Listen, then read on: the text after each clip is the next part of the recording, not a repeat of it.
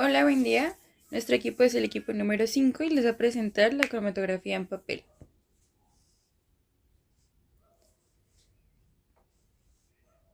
Introducción. Bueno, en esta presentación se expondrán los principios básicos de la cromatografía en papel, su definición, sus diferentes tipos, entre otros. ¿Qué es la cromatografía en papel? Bueno, la cromatografía en papel se realiza utilizando un tipo especial, es un método cromatográfico simple que involucra tres elementos esenciales. Número uno es la fase móvil, que consiste en una solución que se desplaza hacia la fase estacionaria. Esta fase móvil suele ser una mezcla de disolventes orgánicos no polares, mientras que la fase estacionaria es un disolvente inorgánico polar. Un ejemplo de ello es como el agua. Y el papel, que actúa como soporte para la fase estacionaria y presenta una estructura de celulosa que retiene moléculas polares de agua en sus poros. La cromatografía en papel, las sustancias químicas disueltas en una solución se separan mientras fluyen a través de hojas o tiras de papel. Esto es debido a sus distintas velocidades de migración en el papel. Tipos de cromatografía en papel.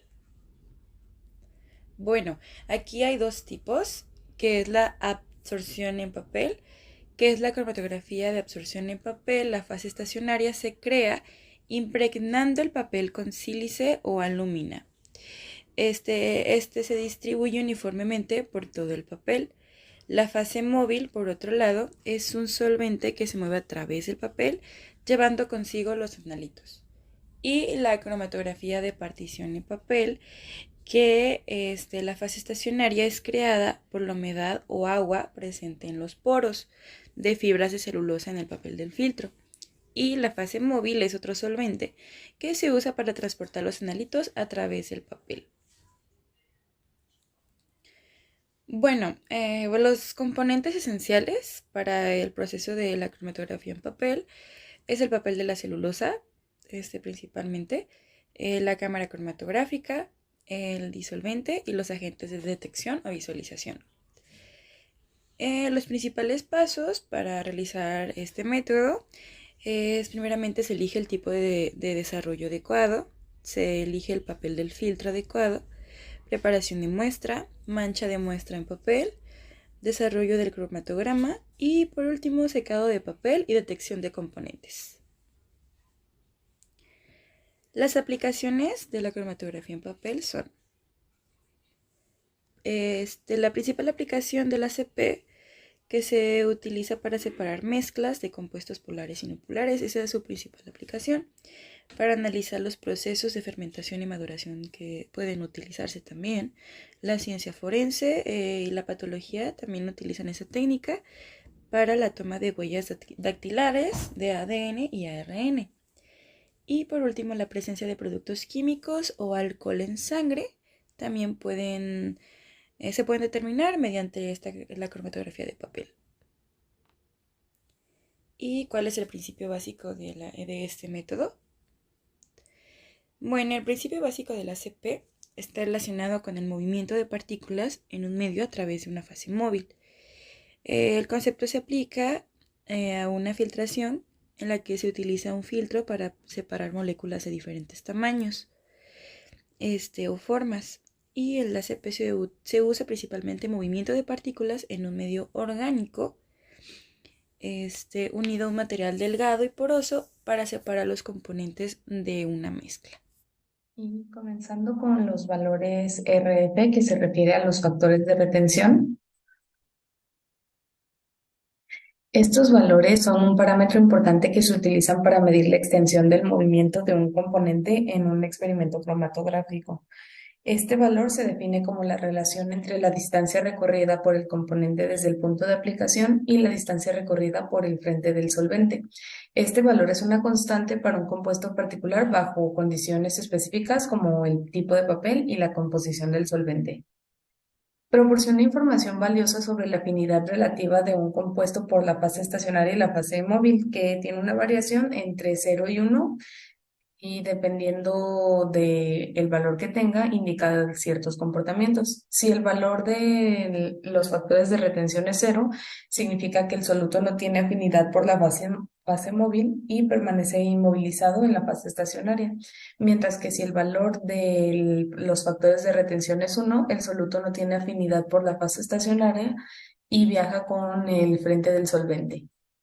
Estos valores son particularmente útiles porque sirven como identificadores característicos de los componentes en condiciones experimentales específicas.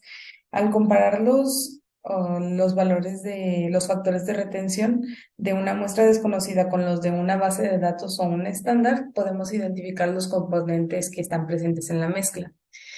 ¿Qué significa un valor alto aplicado en la cromatografía de papel? Este indica que el compuesto es menos polar y más lipofílico, lo cual significa que la mezcla tiene un componente menos polar que los demás componentes de la misma.